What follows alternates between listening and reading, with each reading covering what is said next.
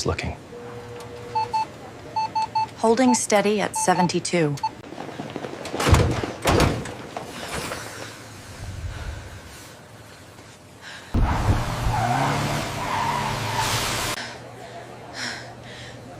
Her vitals are dropping. Nang, we're losing her.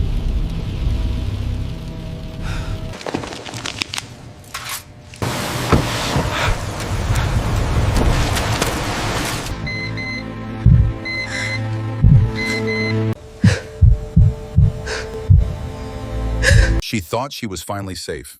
She was wrong. Claire had escaped her controlling ex-husband, built a new life, and was about to give birth to triplets with the man who truly loved her. Then Brett stormed into the hospital, breaking every law, every boundary, determined to destroy her one final time. What happens when a woman fights back against a man who refuses to lose? This story has twists you won't see coming and an ending that will restore your faith in justice. If you love true drama, smash that like button. Tell me in the comments what you would do in her situation. And subscribe for more powerful stories. Trust me, you need to hear what happens next. The monitors screamed in harmony, a chorus of electronic panic that filled the emergency operating room at Mercy General Hospital. Claire Hartley lay on the gurney, her face pale against the white sheets, her breathing shallow and rapid. 3 heartbeats flickered on the screen beside her, each one a fragile thread connecting her to the lives fighting inside her womb. Dr. Helen Pierce moved with practiced urgency, her hands steady despite the chaos. She was a 30-year veteran who had delivered thousands of babies, but tonight carried a weight that pressed against everyone in the room. "We are losing baby B," Dr. Pierce said, her voice controlled but urgent. "Pressure is dropping. I need the neonatal team on standby now." Claire tried to speak, but her throat was too tight. Her hand reached out, searching for something to hold on to, some anchor in the storm. A nurse took it gently. "Stay with us, Claire," the nurse whispered. "Just breathe.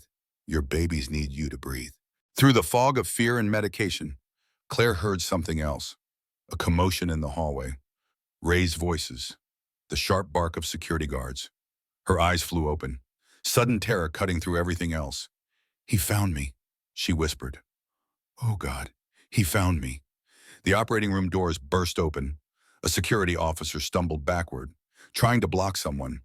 Then a man appeared in the doorway, rain-soaked and wild-eyed, his expensive suit clinging to his frame like a second skin. Brett Cordell, Claire's ex-husband, stood there, chest heaving, water dripping onto the sterile floor. His eyes locked onto Claire with an intensity that made several nurses step back instinctively. "Where is my wife?" Brett shouted, his voice echoing off the tile walls. "Sir, this is a restricted area," the security officer said, grabbing Brett's arm. "You need to leave immediately." Brett shook him off with surprising violence. "That is my wife. Those are my babies. I have rights." Dr. Pierce moved between Brett and the operating table, her small frame suddenly formidable.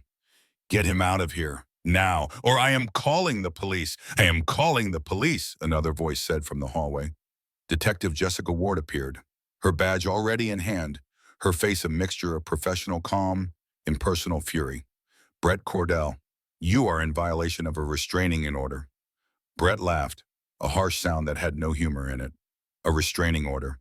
She is having my children, and you think a piece of paper matters.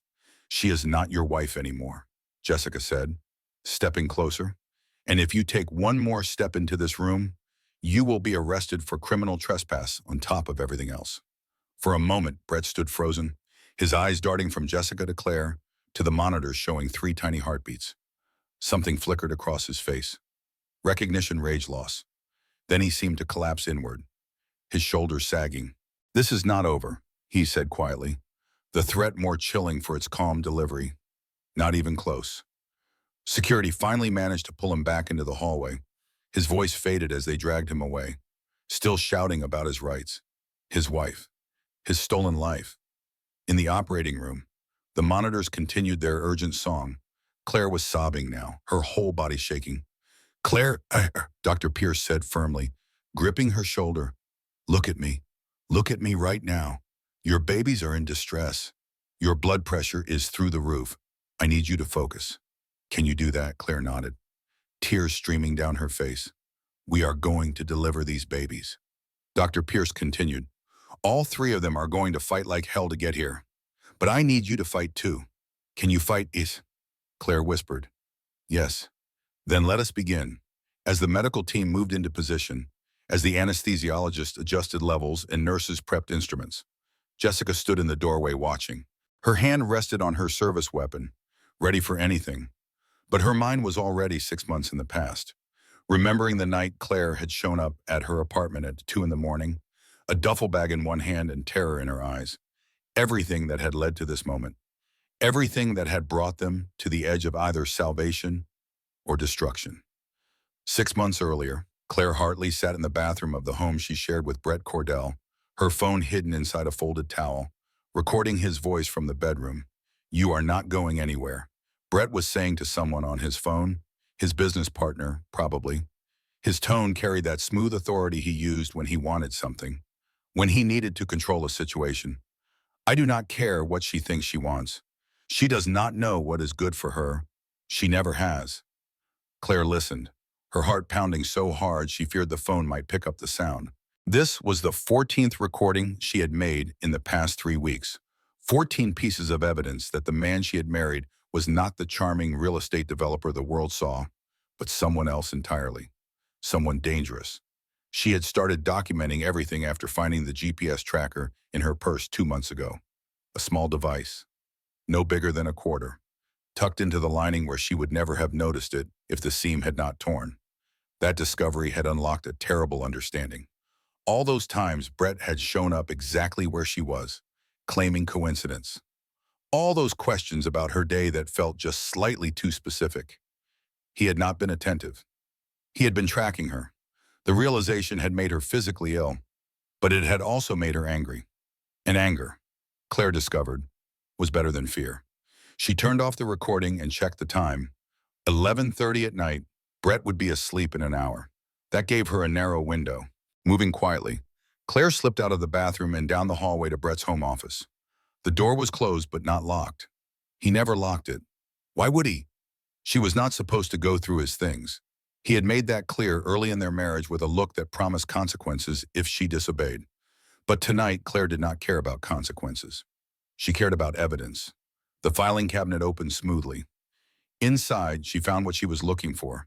Bank statements showing large cash withdrawals with no explanation, credit card bills for purchases she had never seen, and most damning, a folder labeled insurance with documents about a life insurance policy on her. $2 million, taken out 6 months ago without her knowledge. Claire photographed every page with her phone, her hands shaking but steady enough. Tomorrow morning, she would take these recordings and photos to Jessica, her childhood best friend who had become a detective. The one person Brett had not managed to isolate her from, though God knew he had tried. Tomorrow, she would file a restraining order. Tomorrow, she would take back her life. But first, she had to survive tonight. Claire woke at 5 in the morning, dressed in layers she could peel off to change her appearance, and left while Brett was still sleeping. She did not take much. Just documents, her laptop, and the clothes on her back. Everything else could be replaced. By 7, she was sitting across from Jessica at a 24-hour diner, sliding a thumb drive across the table. This is everything, Claire said quietly. Recordings, photos, documentation of financial control, the GPS tracker, all of it. Jessica picked up the drive, her cop face firmly in place. But Claire could see the fury burning behind her eyes. Jesus. Claire, I'm Bowen. How long has this been going on? 3 years. Claire said, since about 6 months after we got married. She wrapped her hands around her coffee cup, needing the warmth. It was not violent, not physically, but he controlled everything. Where I went, who I talked to, what I wore, what I ate. He had tracking apps on my phone. He monitored my email. If I questioned anything, he would get this look, like I was a child who needed to be corrected. Jessica leaned forward. Why did you not come to me sooner? Because he convinced me it was love, Claire said, her voice breaking. That is what men like Brett do, right? They convince you that control is care, that surveillance is protection. By the time you realize what is happening, you are so isolated and so broken down that you cannot imagine a way out. You found one, Jessica said firmly. You are here. You found your way out. Claire nodded, wiping her eyes. So what happens now? Now we go to the station. You file a report. We get you a restraining order, and we start building a case. He is going to retaliate. Claire said, men like him always do. Jessica reached across the table and took Claire's hand. Then we will be ready. The restraining order was filed that afternoon. By evening, bread had been served. By midnight, Claire's phone was flooded with messages from unknown numbers, all saying variations of the same thing. You will regret this. You are making a mistake. Come home. Claire blocked each number, one after another. Her jaw set. She was not going home. She was finally leaving. Within a week, Brett had begun his counterattack. Anonymous posts appeared on social media questioning Claire's mental health. Her employer at the hospital received calls expressing concerns about her stability. Rumors spread through professional networks that she was unreliable, erratic, possibly dangerous. Claire lost her position in the emergency room. Not fired. The hospital administrator explained carefully. Just moved to overnight temp shifts until things settled down. It was a polite way of saying Brett's influence had reached even there, but Claire refused to break. She documented every anonymous post, every threatening message, every instance of reputation destruction. If Brett wanted a war, she would give him one. She just had to stay alive long enough to win it. The overnight shift at Mercy General was quiet in the way hospitals never truly are. Machines beeped, footsteps echoed, distant conversations murmured through walls. Claire moved through it all like a ghost, checking vitals, updating charts, administering medication to patients who barely noticed her presence. She had been working these shifts for 3 weeks now, using her maiden name Hartley instead of Cordell, hoping to disappear into the background of the hospital's bureaucracy. It was not much of a life, but it was hers. At 2 in the morning, the emergency room doors burst open. Paramedics rushed in with a gurney carrying an elderly woman, her face gray, her breathing labored. Possible myocardial infarction. One paramedic called out, 72-year-old female, chest pain and shortness of breath, blood pressure dropping. Claire moved immediately, her training overriding everything else. She helped transfer the woman to a bed, started an IV line, attached monitors. The woman grabbed Claire's wrist with surprising strength. My son, she gasped. Call my son. We will, Claire promised. What is his name, Thomas? Thomas Morrison. The name meant nothing to Claire then. She made the call, left a message, and focused on keeping the woman stable until the cardiologist arrived. 30 minutes later, a man burst through the ER doors. Tall, dark-haired, his dress shirt half untucked like he had thrown on clothes in a panic. His eyes swept the room until they found Claire. My mother, he said, slightly breathless. Margaret Morrison. Where is she? Claire guided him to the cardiac unit where his mother had been moved. She is stable, Claire explained as they walked. The cardiologist is with her now. She had a moderate heart attack, but we caught it early. Because of you, the man said, stopping to look at Claire directly. The paramedics told me. You kept her alive until the specialist arrived. You did not just follow protocol. You fought for her. Claire felt her face warm. That is what we do. Tom, he said, extending his hand. Tom Morrison. Claire, she replied, shaking it. Claire Hartley. They stood there for a moment, something passing between them that neither could name. Then a nurse called for Tom, and he disappeared into his mother's room. Claire thought that would be the end of it, a brief intersection of lives that would never cross again. She was wrong. Tom Morrison came back every day for 2 weeks while his mother recovered. He would arrive in the evening, still in his work clothes, usually carrying coffee for the nurses' station. He learned everyone's names. He asked about their families. He was genuine in a way that felt rare. And every night he sought out Claire specifically. How is she today, he would ask, even though he could read the charts himself. Strong, Claire would reply. She is a fighter, runs in the family, Tom would say with a slight smile. On the 10th night, Tom found Claire in the break room during her lunch. She was eating cold pizza and studying for her nurse practitioner certification exam. Textbooks spread across the table. Mind if I sit? Tom asked. Claire gestured to the empty chair. Your mother is sleeping peacefully. By the way, her numbers look great, I know. Tom said, I checked before I came looking for you. Claire looked up from her textbook, surprised. Tom set a business card on the table. Morrison Tech Solutions. We do cybersecurity for hospitals and corporations. We also fund healthcare scholarships for professionals pursuing advanced degrees. Claire stared at the card. I do not take handouts. Good, Tom said, because I am not offering one. I am offering an investment in someone who saves lives. There is a difference. You do not know anything about me. I know you could have let my mother wait for the cardiologist. Standard protocol. But you fought for her. I know you are working overnight shifts and studying for an advanced degree at the same time. I know you use your maiden name at work, which suggests you are running from something or someone. Tom's voice was gentle but direct. And I know you deserve a chance that no one is giving you. Claire felt tears prick her eyes. She blinked them back.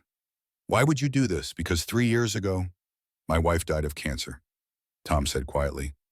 I built a security company to protect data because I could not protect her. Now I protect what I can, when I can. Let me help you. Claire looked at this man who was still a stranger but somehow felt familiar. Safe in a way she had almost forgotten was possible.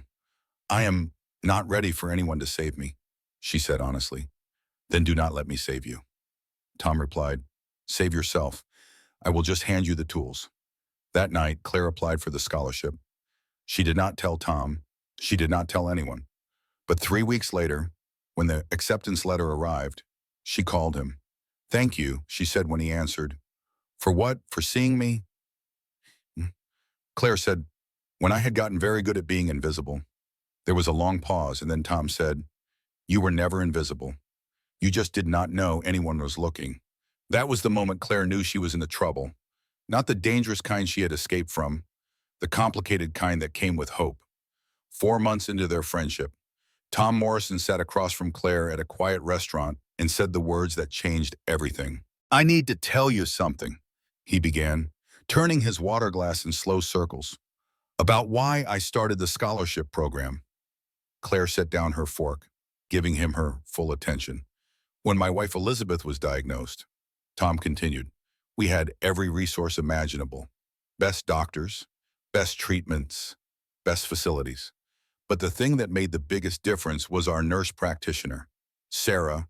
She was the one who explained things in ways we understood. She was the one who sat with Elizabeth at 3 in the morning when the pain was unbearable. She was the one who made dying bearable. Tom's voice caught. He cleared his throat.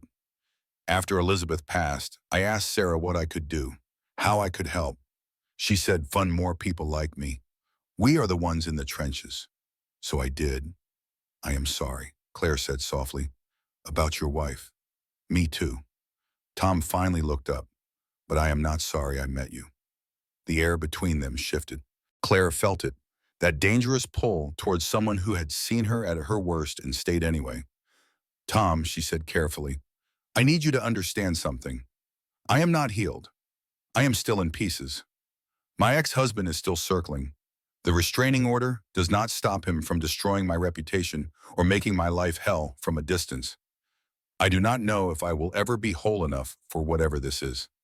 Tom reached across the table, stopping just short of touching her hand. What if I do not need you to be whole? What if broken is fine?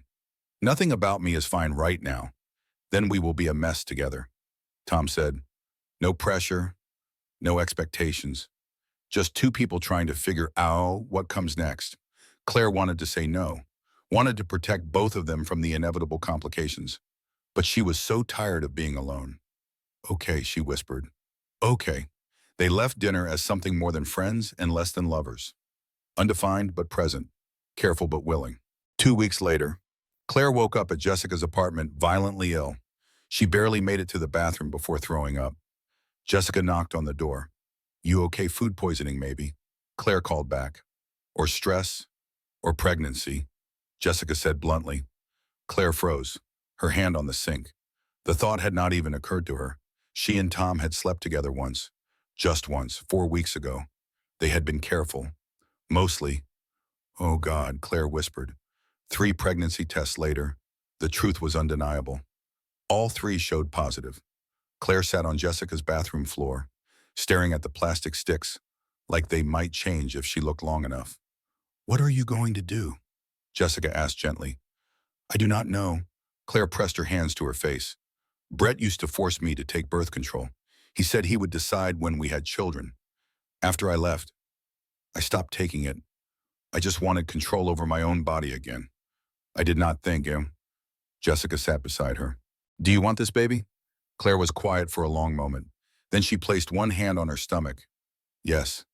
Yes, I do. For the first time in my life. This is my choice. Mine.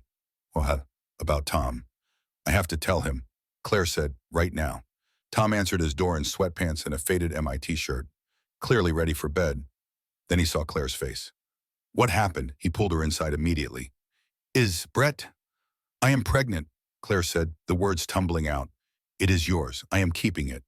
You do not have to be involved if you do not want to be. But I needed you to know because you deserve honesty, and I... Claire, Tom interrupted gently. Breathe. She sucked in air, realizing she had been talking without breathing. Okay, Tom said slowly. Okay. First question. What do you need from me, honesty? Claire said, and space to figure this out. Tom nodded. You will have both. And anything else you want. He hesitated. Can I ask what you are thinking about keeping it? I am terrified, Claire admitted. I am broke. I am being stalked by my ex-husband. My career is in pieces. This is objectively the worst time to have a baby. But Tom, I spent years having choices taken from me. This time, I choose. I choose life. I choose possibility. Then so do I. Tom said simply. Claire blinked. Just like that, just like that. He smiled slightly. Though I should probably mention I have no idea how to be a father. My own dad died when I was 12. I am going to mess this up constantly.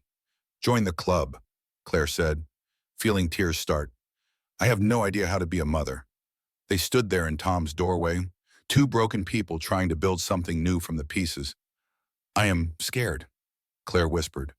Me too, Tom admitted. But we will figure it out. 2 weeks later, at the first ultrasound, Dr. Pierce looked at the screen and then at Claire with an expression that was hard to read. Well, Dr. Pierce said slowly, I have news. Bad news. Claire gripped Tom's hand. Complicated news. Dr. Pierce turned to the monitor. You are having triplets. The room spun. Tom actually stumbled backward, catching himself on the wall. Triplets, Claire repeated numbly. 3 babies. 3 very healthy babies, Dr. Pierce confirmed. But this is high risk. Claire, you are going to need excellent prenatal care, reduced stress, and a strong support system. Claire looked at Tom, saw the shock mirrored on his face. We can do this, Tom said, though he sounded like he was trying to convince himself. Right, we can do this. Claire thought about Brett, about what he would do if he found out, about how he would use this against her. Then she thought about the 3 tiny heartbeats flickering on the screen. 3 lives that had not asked to be part of this mess but were here anyway. 3 chances to do something right. Yes, she said, we can do this. The restraining order hearing was scheduled for a Thursday morning in October. Claire dressed carefully in clothes Jessica had helped her choose. Professional but not expensive. Sympathetic but not weak. Brett arrived with his attorney, a sharp-eyed woman named Margaret Foster who specialized in making difficult men look reasonable. Your Honor, Margaret began smoothly, my client is deeply concerned about his ex-wife's welfare. He has attempted to reach out multiple times, only wanting to ensure she is receiving proper mental health care. Claire felt Tom tense beside her in the gallery. Jessica, sitting on her other side in plain clothes, squeezed her hand. Claire's attorney, Richard Sullivan, stood, a public defender who had taken her case pro bono. Your Honor, we have substantial evidence of harassment, financial control, and stalking. Miss Hartley is not the one who needs evaluation. The judge, Patricia Brennan, looked tired. She had probably heard 50 cases just like this one this month. Proceed, she said. Claire took the stand. Her hands shook as she was sworn in, but her voice stayed steady. Richard walked her through it. The GPS tracker, the financial control, the recorded threats, the anonymous harassment that started the day she left. Then Margaret Foster stood for cross-examination. Ms. Hartley, is it true you have not held steady employment since leaving your husband? I was forced out of my position due to harassment orchestrated by Mr. Cordell. Is it true you are currently living with a friend rather than maintaining your own residence? I am staying somewhere safe while I rebuild my life. Is it true you have recently begun a relationship with a wealthy man shortly after leaving your marriage? Claire felt her face flush. My personal life is not relevant to. Sounds like a pattern, Margaret said smoothly. Leave one wealthy man, immediately attached to another. Perhaps my client's concerns about stability are not unfounded. Objection, Richard said sharply. Counsel is testifying. Sustained? Judge Brennan said. But she was looking at Claire differently now, with doubt. The hearing dragged on for 2 hours. Finally, Judge Brennan made her ruling. I am granting the restraining order. She said Miss Cordell will maintain a 500-yard distance from Miss Hartley at all times. He is prohibited from direct or indirect contact. Brett's face remained calm, but Claire saw the rage burning behind his eyes. However, Judge Brennan continued, this order is subject to review in 6 months. If Mr. Cordell has complied fully and if there is evidence that Ms. Hartley's claims were exaggerated for purposes of gaining advantage in potential future proceedings, she trailed off meaningfully. Outside the courtroom, Claire collapsed against the wall. We won, she said. Why does it feel like we lost? Because men like Brett do not lose, Jessica said grimly. They just changed tactics. She was right. Within 24 hours, anonymous blog posts appeared online. Nurse targets wealthy men after divorce. Claire Cordell, a pattern of gold-digging behavior. The posts included photos of Claire and Tom, taken from public places, walking into a restaurant, sitting in a park. Nothing illegal, nothing violent, just enough to plant seeds of doubt. The posts went viral. Local gossip sites picked them up. Twitter threads analyzed her marriage, her divorce, her new relationship. Someone started a hashtag, Gold Digger Claire. Claire watched it spread like poison, sitting in Jessica's living room with her laptop open, unable to look away. Turn it off, Jessica said. You are torturing yourself. They think he is right, Claire whispered. They think I am using Tom. Anyone who matters knows the truth. But everyone who matters also saw those posts. 3 days later, Claire was called into the hospital administrator's office. I am sorry, the administrator said, not meeting her eyes. But we have received numerous complaints, concerns about your professionalism, your judgment. We are going to have to put you on administrative leave until this settles down. Brett never touched me, Claire said, her voice hollow. He does not have to. He just has to make everyone else do it for him.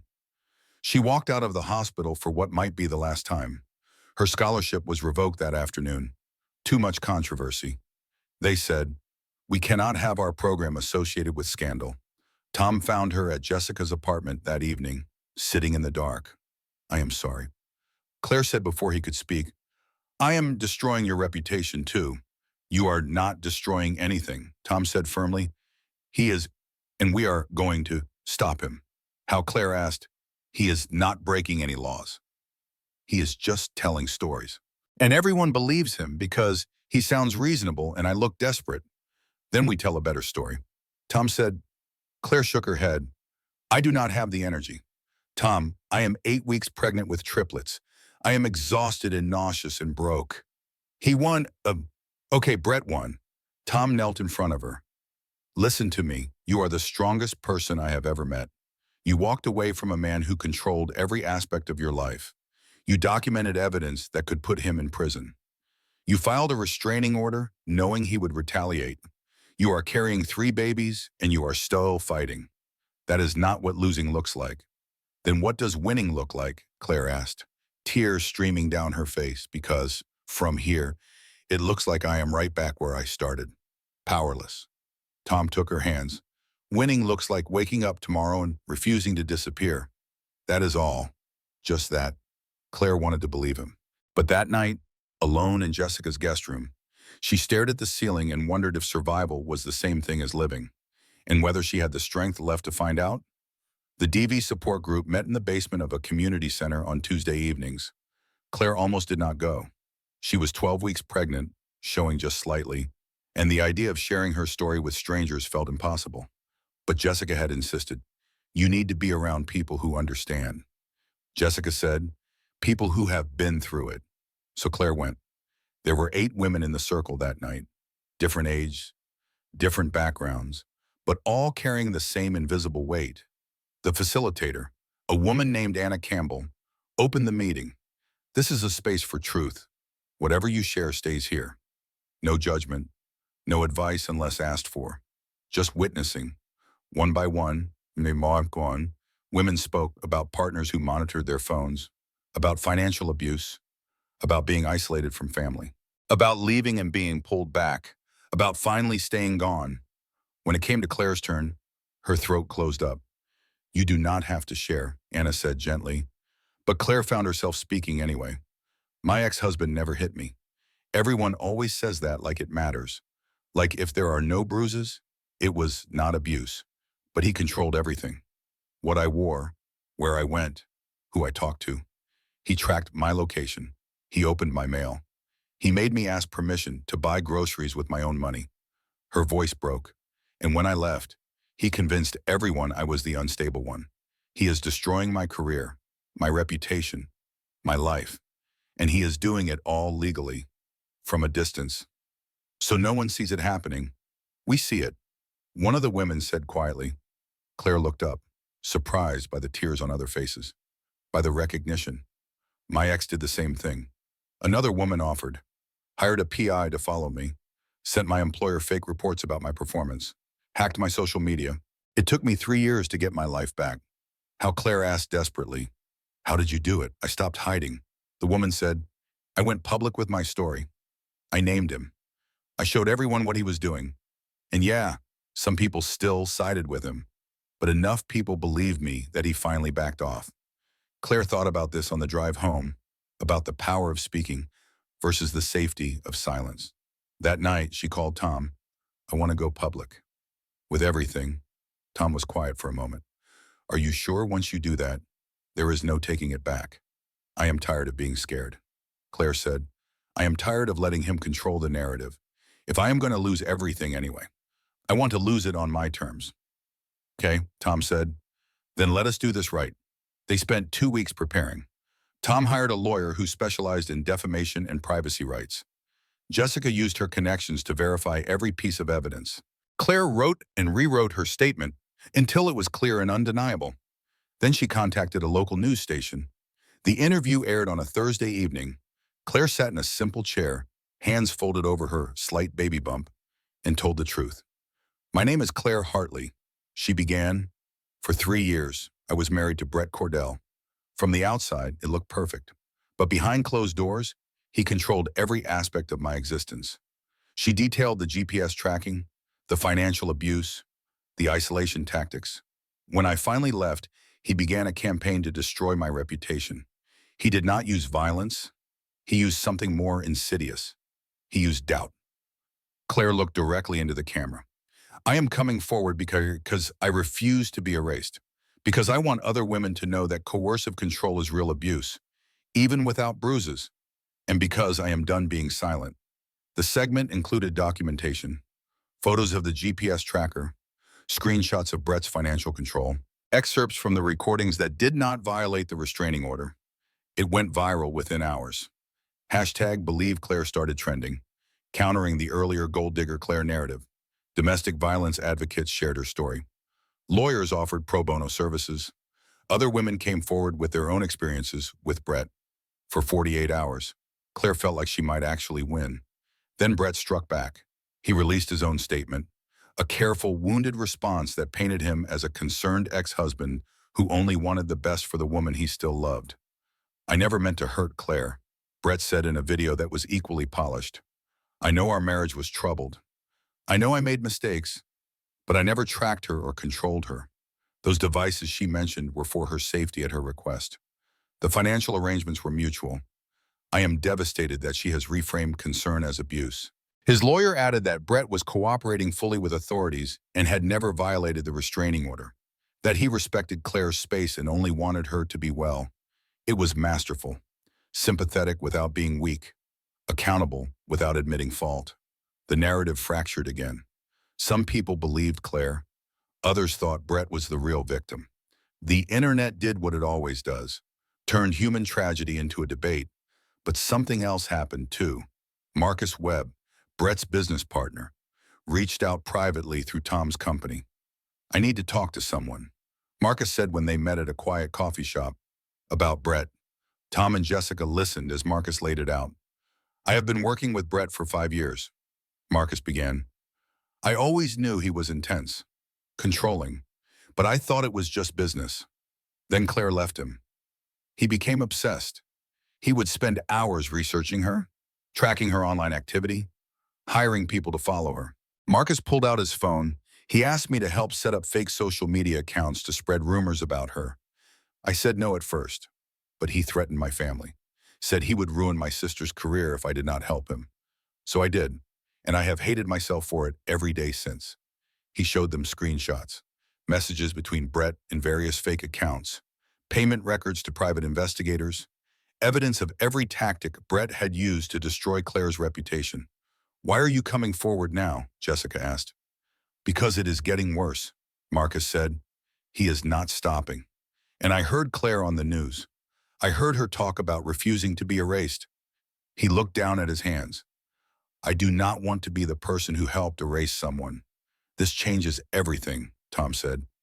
I hope so, Marcus replied, because I do not think I can live with this anymore. They delivered the evidence to the district attorney that afternoon. Within a week, a formal investigation was opened into Brett's conduct. Claire allowed herself one moment of hope, one breath of relief. But she should have remembered. Men like Brett do not go down quietly, and his next move would be the one that nearly destroyed them all. Claire was 28 weeks pregnant when the first real medical crisis hit. She had been on modified bed rest for 2 weeks due to elevated blood pressure. Dr. Pierce had warned her that triplet pregnancies were high risk under the best circumstances. Add in stress, and the complications multiplied. She was lying in bed at Tom's apartment, where she had finally agreed to stay, when the cramping started. Tom, she called out, trying to keep the panic from her voice. Something is wrong. Tom appeared in the doorway instantly. Phone already in hand. What kind of wrong cramping? Bad cramping. Claire pressed her hands to her stomach, and I think I am bleeding. The emergency room became a blur. Monitors, ultrasounds, doctors conferring in low voices. Claire lay still, terrified to move, as if staying perfectly motionless could keep her baby safe. Dr. Pierce came in with another physician, a neonatal specialist named Dr. Robert Matthews. Claire, Dr. Pierce said gently, we need to talk about what we are seeing. Are they okay? Claire whispered. Please tell me they are okay. Baby B and baby C are stable, Dr. Pierce replied, but baby B has restricted growth, and there is an irregularity in the heartbeat that concerns us. What does that mean? Tom asked, his hand tight around Claire's. It means we need to monitor Claire around the clock. Dr. Matthews explained, any additional stress could trigger premature labor. At 28 weeks, the babies would have a fighting chance, but it would be touch and go. How did this happen? Claire asked. What did I do wrong? Dr. Pierce sat on the edge of the bed. You did nothing wrong. Multiple pregnancies are just complicated. Add in the stress you have been under, and your body is struggling to sustain 3 lives. I can handle stress, Claire said desperately. I can be calm. We need to admit you. Dr. Pierce interrupted gently. Full hospitalization, complete rest, no exceptions. For how long? Until we deliver. Dr. Matthews said, it could be weeks. It could be months. We will know more day by day. They admitted Claire to a private room in the high-risk maternity ward. Tom stayed every night, sleeping in the reclining chair beside her bed. Jessica visited daily, bringing books and magazines and gossip to distract Claire from the constant monitoring. But nothing could distract her from the fear. 2 weeks into her hospitalization, at 2 a.m, the alarms started.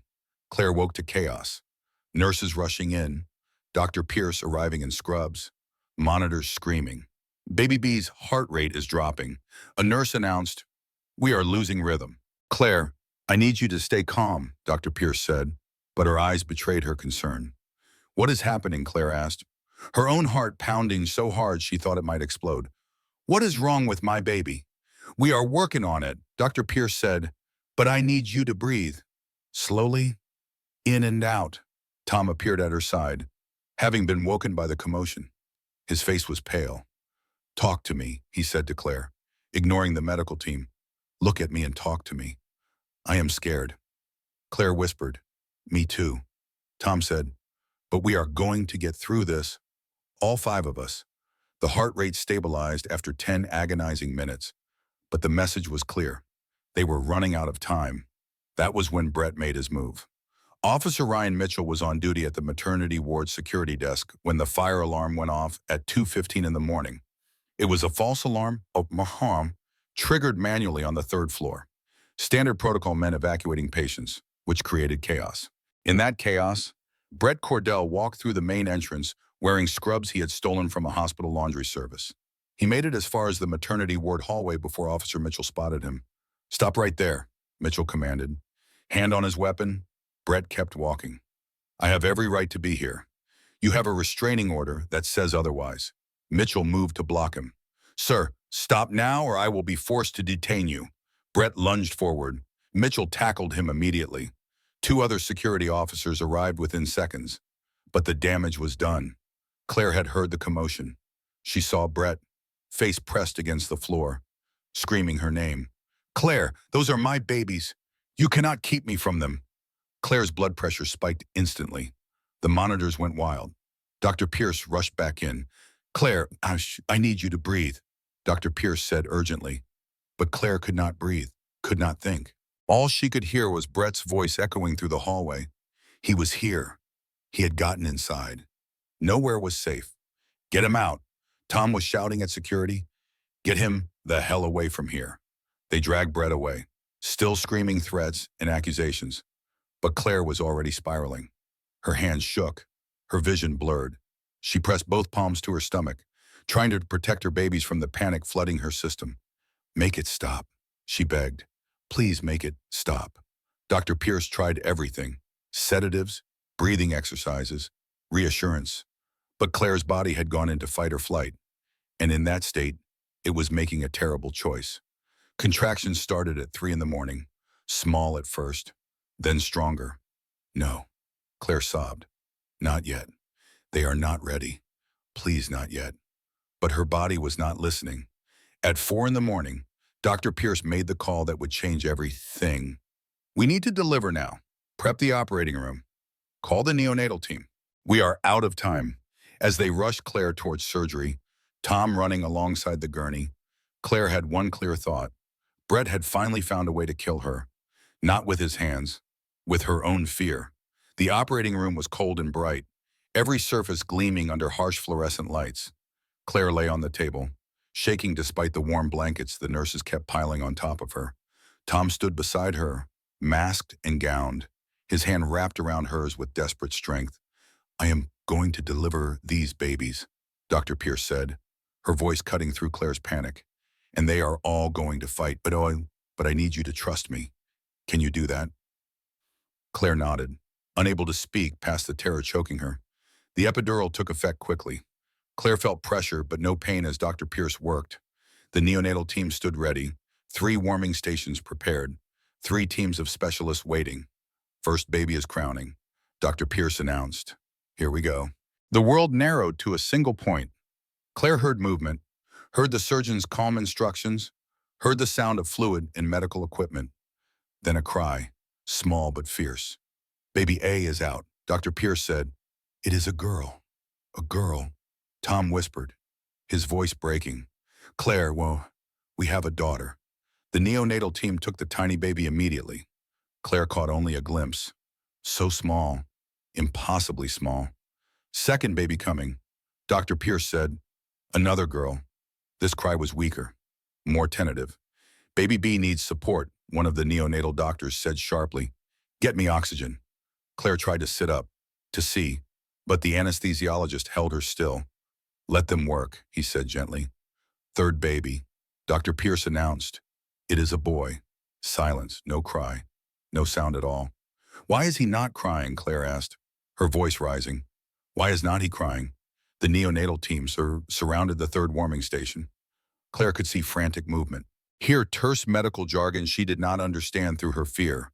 Tom squeezed her hands so hard it hurt. Come on, he whispered. Come on, little guy. Breathe. 60 seconds passed. 90. 2 minutes. Claire started to sob. Tom pressed his forehead to hers, tears streaming down his face. Then a sound, a tiny cough, a small, weak cry. "We have him." Dr. Matthews called out. "He is breathing. All three are breathing." Claire collapsed back against the table, relief and terror mixing until she could not tell them apart. But the ordeal was not over. All three babies were rushed to the NICU. All three were underweight, underdeveloped, fighting for every breath. Baby B had fluid in her lungs. Baby C, the boy, had an irregular heartbeat that required immediate intervention. Claire was stitched up, moved to recovery, and given updates every hour that all somehow sounded both encouraging and terrifying. "They are stable," Dr. Pierce kept saying, "but we are not out of the woods yet." Tom stayed with Claire while Jessica stood guard outside the recovery room, making sure Brett could not get anywhere near them. "The police arrested him," Jessica reported. "Criminal trespass, violation of a restraining order, and about 6 other charges. He is in custody." "Will he stay there?" Claire asked weakly. Jessica hesitated. "His lawyer is good. He might make bail." "Then it is not over." "No," Jessica admitted. "It is not over." Claire closed her eyes. 3 babies fighting for life. An ex-husband still hunting her. A body that felt like it had been torn apart and badly stitched back together. "How did I get here?" she whispered. "You survived," Tom said fiercely. "That is how. You survived when most people would have broken, and our children are alive because you refused to give up." Claire wanted to believe him, but exhaustion dragged her down into uneasy sleep, where Brett's voice still echoed through hospital hallways, promising that nothing was over, that he would never let her go. 6 hours later, Claire woke to find Jessica standing at her bedside with an expression Claire had never seen before. "What is wrong?" Claire asked immediately. "The babies. The babies are stable," Jessica said quickly. "But Claire, there is something you need to know." She handed over a folder. Inside were documents, screenshots of text messages, bank transfers, recorded phone calls. "What is this?" Claire asked, trying to focus through the medication fog. Marcus Webb came forward. Jessica explained. "Brett's business partner. He has been documenting everything Brett did to you for months." And Claire, "It is devastating." Claire flipped through the pages. Messages between Brett and fake social media accounts he had created. Payments to a hacker who accessed her medical records. Instructions to private investigators to follow her. Plans to claim paternity of the babies even though he knew they were not his. And most damning of all, a recorded conversation from 2 months ago. Brett's voice, clear and cold. "The babies are not mine, but I will claim they are. Force a paternity test. Drag it through courts. Keep her trapped for years. By the time DNA proves anything, I will have destroyed everything she built." Another voice. "Marcus, what if the judge does not believe you? Brett does not matter. The accusation is enough. She will spend years fighting it. Spend all her money. Lose custody while it is being decided. I will make her beg me to take her back just to make it stop." Claire stared at the transcript, hands shaking. "He planned all of this," she whispered. "From the beginning, he never thought the babies were his. He just wanted another weapon." Jessica nodded grimly. Marcus delivered all of this to the DA. Brett is being charged with fraud, extortion, stalking, and a bunch of other felonies.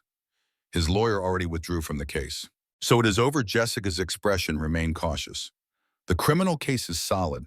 But Claire, Brett is not the type to accept defeat, even from a jail cell. He is dangerous." She was right. The next morning, Claire's phone rang. Unknown number. She almost did not answer, but something made her pick up. "Claire," Brett's voice said, smooth and calm like they were discussing the weather. "We need to talk. I have nothing to say to you. You should, because I have one more card to play." Claire's blood ran cold. "What are you talking about? Those babies?" Brett said, "I know they are not mine. But here is the thing, the court does not know that yet. And until paternity is established, I can file for emergency custody evaluation, claim you are unstable, unfit. They will take the babies from you while it is being sorted out. You would not try me." Brett said, "Drop the charges or I file tomorrow." Claire hung up, her whole body shaking. Tom found her like that, phone still in her hand, staring at nothing. "He does not stop," Claire said numbly. "Even now, Even with everything, he just does not stop. Tom took the phone and listened to her explanation. Then he stood, his face set in a way Claire had never seen. "This ends now," Tom said, "because I am done watching him hurt you. What are you going to do?" "Whatever it takes," Tom said. And for the first time since this nightmare began, Claire saw something that looked like hope. Brett Cordell had made one final mistake. He had finally pushed them far enough that they were ready to push back with everything they had. The district attorney's office was austere and fluorescent lit, the kind of place where hope went to get processed into legal paperwork. Claire sat beside Tom and Jessica, across from a prosecutor named Richard Sullivan, who had inherited Brett's case after his original lawyer withdrew. "I am going to be honest with you," Richard said, spreading files across the table. "This is one of the most clear-cut cases of coercive control and systematic harassment I have seen in 15 years. But it is also complicated. How Jessica demanded. You have recordings, documents, multiple witnesses?" Richard nodded. "And I am pursuing every charge I can make stick. Stalking, fraud, violation of a restraining order, attempted extortion. But Miss Hartley, you need to understand something. Even with all this evidence, Brett Cordell has resources. He has already hired a new legal team.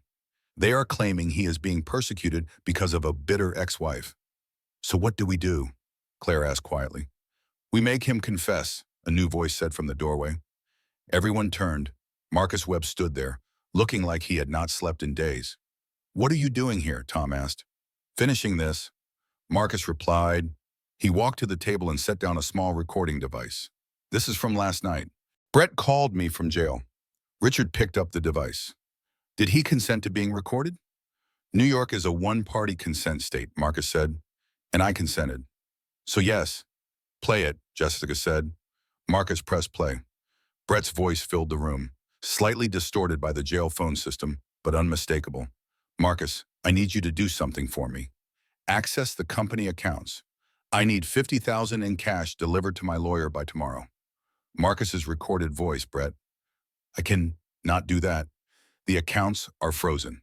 "Then unfreeze them. You have access?" "Not anymore. I gave everything to the police." A long, dangerous silence. Then Brett's voice. "Ice cold, you did what I gave them everything. The fake accounts, the payments to hackers, the plans to claim paternity. All of it." Brett exploded. "You sanctimonious piece of shit. You think you are protecting her? You are just giving her more rope to hang herself. Those babies are going to grow up without a mother because she is going to lose custody the minute I prove she is unstable. The babies are not yours. I do not care whose they are. They are leverage, and I am going to use every ounce of it to destroy her." The recording clicked off. The room was silent. "Did he just admit?" Claire started. "To every single thing we are charging him with."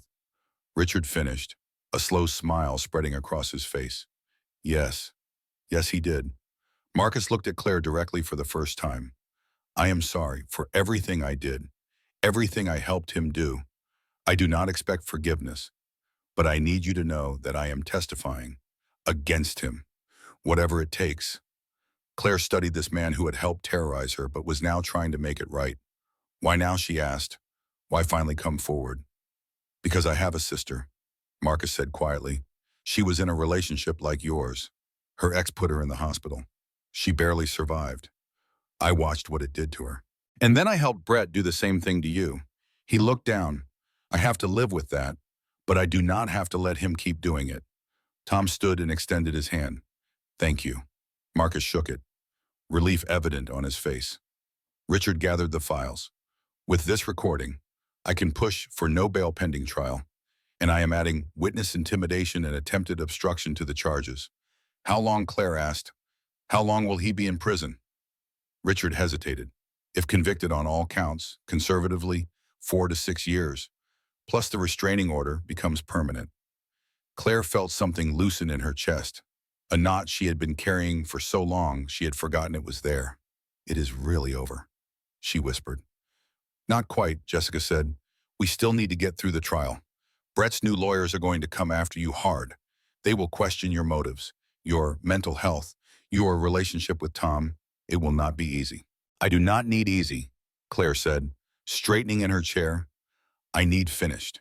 The trial was set for 6 weeks later. In the meantime, Claire focused on her babies. All three remained in the NICU, growing stronger each day. Baby A, whom they named Grace, was breathing on her own within a week. Baby B, Hope, required oxygen support but was improving. Baby C, named after Tom's late father as James, still had heart irregularities but was fighting hard. Claire spent every possible moment in the NICU, doing kangaroo care, talking to her tiny fighters, willing them to thrive. Tom was there too, learning how to change impossibly small diapers and decode the meaning of various monitor beeps. "You are good at this," Claire told him one evening as he held James with infinite care. "I am terrified every second," Tom admitted, "but I am good at pushing through terror. Built a whole company on it." Claire smiled. "We make quite a pair." Tom looked at her over their son's tiny head. "Claire, I need to tell you something." She tensed, waiting for the complication she knew had to be coming. "I love you," Tom said simply. "I know this is terrible timing. I know you have 1,000 things on your mind, but I need you to know. I love you. I love our children. And when this is over, when Brett is gone and the babies are home and you have had time to breathe, I am going to ask you to marry me." Claire felt tears start. "Tom, you do not have to answer now." Tom continued, "I just needed to say it, because I spent too long after Elizabeth died not saying things, not taking chances. I am done with that. Ask me now." Claire whispered. "What?" "Ask me now." Claire stood and walked to where he sat. "Life does not wait for perfect moments. We take the moments we have." Tom stood carefully, still cradling James. "Claire Hartley, will you marry me?" Claire said, tears streaming. "Yes." They kissed over their son's head, careful and gentle and full of hope. In the background, the monitors beeped steadily. 3 heartbeats, growing stronger. The trial began on a cold November morning. The courtroom was packed with media, advocates, and observers who had followed the case online. Brett entered in a suit, looking thinner but composed. His new attorney was a slick corporate lawyer who specialized in making bad men look misunderstood. But it did not matter, because for 3 days, witness after witness testified. Jessica detailed the pattern of stalking. Dr. Pierce described Claire's medical trauma. Marcus played the recordings and explained how Brett had orchestrated everything. And Claire testified. She sat in the witness box and told her story. Not as a victim this time, as a survivor. When it was over, when the jury returned with guilty verdicts on all counts, when the judge sentenced Brett Cordell to 4 years in prison with a lifetime restraining order, Claire felt something she had not felt in years. Free. The babies came home on a sunny December afternoon, 2 months after they were born. The apartment Tom and Claire had rented together was full of infant gear, hand-me-downs from Jessica's sister, and carefully assembled cribs. Grace, Hope, and James. 3 tiny miracles who had fought their way into the world against impossible odds. Claire stood in the nursery, watching them sleep in their matching bassinets, and felt the weight of the past year finally lift. Tom appeared in the doorway with 2 cups of coffee. "You should rest while they are sleeping. Every parent manual says so. I do not want to miss a moment," Claire said. Tom joined her, putting an arm around her waist. "They have been home for 3 hours. You have not missed anything." Claire leaned against him. "Do you think it is really over? Do you think Brett is actually gone?" Tom was quiet for a moment. "I think he is in prison for 4 years, minimum. I think the restraining order is permanent. I think every future employer is going to Google him and see what he did. His reputation is destroyed. His career is over. So yes, I think it is over." Claire wanted to believe it. "And maybe, finally, she could, Tom said softly, "we could get married. Whenever you want. Courthouse, big wedding, whatever you need." Claire smiled. "I do not need big. I just need real." "Then let us do it next week," Tom said. "Just us and Jessica and the babies. Make it official." "Okay," Claire said. Next week, they were married in Judge Patricia Brennan's chambers on a Thursday morning. Jessica stood as witness, holding Hope while Grace and James slept in their carriers. The ceremony took 10 minutes. The vows were simple. "I promise to fight for us," Tom said. "Every day. I promise to let you," Claire replied. When they walked out of the courthouse as a married couple, media cameras were waiting. They had been following the case since the beginning. Mrs. Morrison, one reporter called out, how does it feel to finally be safe? Claire looked at Tom, at Jessica, at the three babies who had changed everything. It feels like breathing, she said. After years of holding my breath, it finally feels like I can breathe. But the truth was more complicated than that, because 6 months later, Claire still flinched when unknown cars drove past. She still checked locks twice. She still had nightmares where Brett was chasing her through endless hallways. Healing, she learned, was not a straight line. She went to therapy every week. She attended her DV survivor group. She slowly rebuilt her nursing career, starting with part-time work at a community clinic that specialized in serving abuse survivors. Tom was patient through all of it. Through the nights she woke screaming, through the days she could not get out of bed, through the moments she pushed him away because accepting love still felt dangerous. And slowly, painfully, beautifully, they built a life. 1 year after the triplets were born, Claire stood in front of her graduating class at the nurse practitioner program she had finally completed. She had been asked to give a speech to the incoming students. She looked out at young faces full of hope and ambition and fear. I am going to tell you something nobody tells you at the beginning. Claire said, some of you will save lives. Some of you will lose patience despite your best efforts. All of you will see things that break your heart. She paused. But here is what I have learned. Sometimes the person who needs saving the most is you, and there is no shame in that. There is only courage in recognizing it and fighting anyway. The room was silent. I spent years being controlled by someone who convinced me I was too weak to survive alone. Claire continued. He was wrong. I survived his abuse. I survived his stalking. I survived giving birth to triplets at 28 weeks while he tried to destroy me one final time. And I am standing here today, not because I was rescued, but because I rescued myself. She saw tears on several faces. You will meet patients who are trapped, who are scared, who do not think they have a way out. And the most powerful thing you can do is see them, really see them, and remind them that they are stronger than whatever is trying to break them. The applause started slowly, then built until it filled the auditorium. After the ceremony, Tom found her in the hallway. I am proud of you, he said. Claire kissed him. I am proud of me too. And at home, the triplets were learning to walk, which meant the apartment was a chaos of gates and padding and constant supervision. Grace was fearless, climbing everything. Everything. Hope was cautious but determined. James was the observer, studying his sisters before attempting anything. They look like you, Tom said one evening as they watched the three of them play. They look like us, Claire corrected, like what we built together. Tom pulled her close. Have I told you lately that I love you, not in the last hour?